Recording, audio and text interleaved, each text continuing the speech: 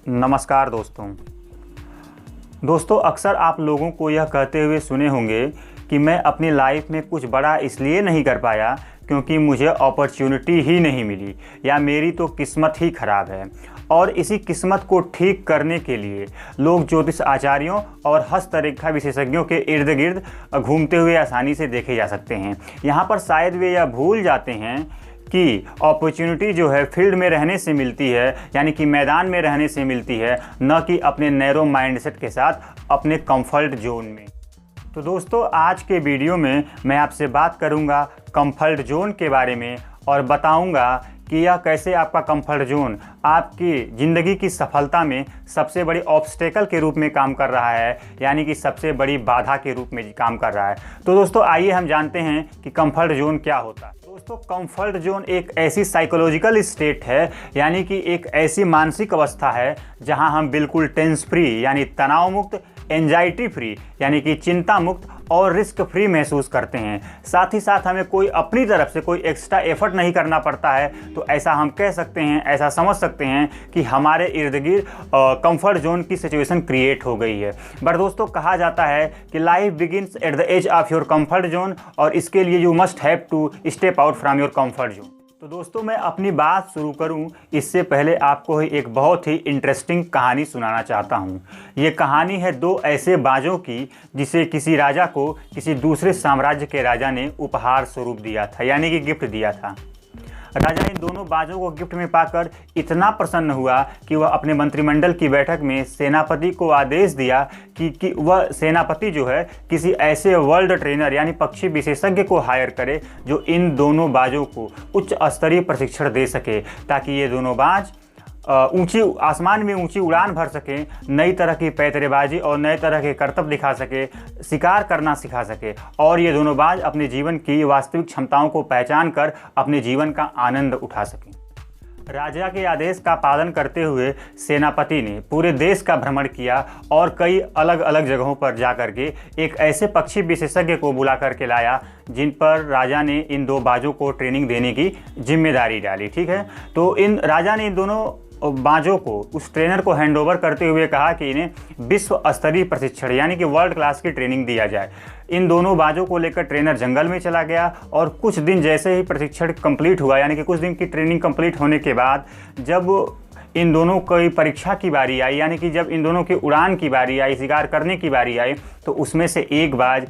ऊंचे आसमान में बादलों के ऊपर जाकर उड़ रहा था, नए नए तरह की पैतरेबाजी दिखा रहा था, नए नए तरह से शिकार कर रहा था। लेकिन दूसरा बाज वह डाल पर जाकर बैठ जाता था, उससे ऊपर उड़ता ही नहीं था। ट्रेनर के बहुत अथक प्रयासों के बावजूद भी, बहुत बड़ी कड़ी मेहनत के बाद भी दूसरा वाला बाज नहीं उड़ता था, और इससे परेशान होकर वह ट्रेनर जो है दोनों बाजों को लेकर राज दरबार में आया और राजा से कहा कि राजा साहब,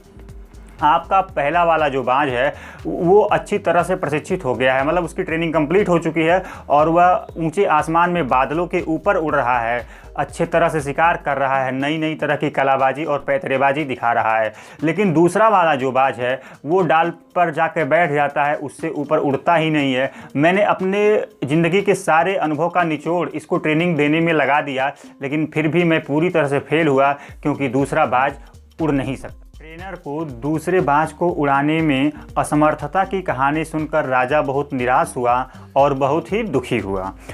इसी दुखी मन से राजा ने एक बार सेनापति को फिर से यह आदेश दिया कि वह किसी ऐसे पक्षी विशेषज्ञ यानी ट्रेनर को बुला करके लाए जो इस दूसरे वाले बाज को उड़ा सके। राजा के आदेश का पालन करते हुए सेनापति एक बार फिर से पूरे देश का भ्रमण किया और यहाँ तक कि कई अन्य देशों का भी भ्रमण किया, और अंत में एक ऐसे लकड़हारे को बुला करके लाया जिस पर इस बाज को उड़ाने की जिम्मेदारी गई, यानी कि दूसरे वाले बाज को उड़ाने की जिम्मेदारी लकड़हारे पर डाली गई। लकड़हारा बाज को लेकर जंगल की तरफ चल गया और कुछ दिन के प्रशिक्षण के बाद जब वह यह पाया कि बाज नहीं उड़ रहा है और सिर्फ जाकर डाल पर बैठ जा रहा है, इससे थक हार कर परेशान होकर वह उस डाल को ही काट दिया जिस डाल पर वह जाकर बाज बैठ जाता था। जैसे ही डाल कटी, बाज उड़ गया, मिल गई वो सफलता जिसको लेकर राजा, सेनापति और ट्रेनर सब परेशान।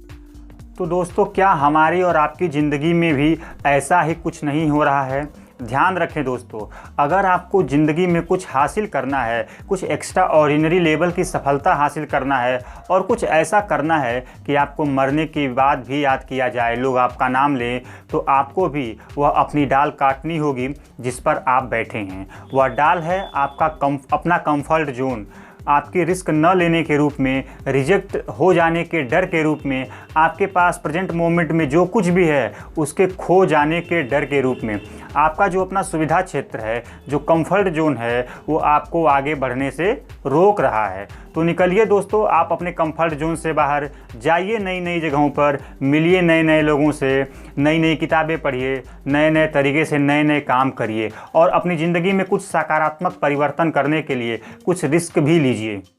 तो आज ही नहीं, इसी मोमेंट, इसी वक्त उठिए उस जगह से जिस जगह पे आप वर्षों से बैठे हैं, करिए कुछ नया और नए तरीके से, लीजिए कुछ रिस्क और ज़िंदगी को एक नया मोड़ दीजिए। तो तब दोस्तों आप कभी भी ये कहते हुए नहीं मिलेंगे कि मुझे तो अपॉर्चुनिटी ही नहीं मिली, बल्कि अपॉर्चुनिटी खुद चलकर आपके पास आएगी और आपके गले में सफलता की वरमाला ज़रूर डालेगी। दोस्तों कैसा लगा आप सबको ये वीडियो, ये हमारे कमेंट बॉक्स में कमेंट करके ज़रूर बताएं। और अगर आपको ये वीडियो अच्छा लगा तो आप अपने फैमिली मेम्बर्स के साथ, फ्रेंड्स के साथ इस वीडियो को ज़्यादा से ज़्यादा शेयर करें ताकि और भी लोग इस वीडियो का अधिक से अधिक फ़ायदा उठा सकें। तो दोस्तों आज के लिए बस इतना ही, फिर मिलेंगे किसी नए वीडियो में नए टॉपिक के साथ। तब तक के लिए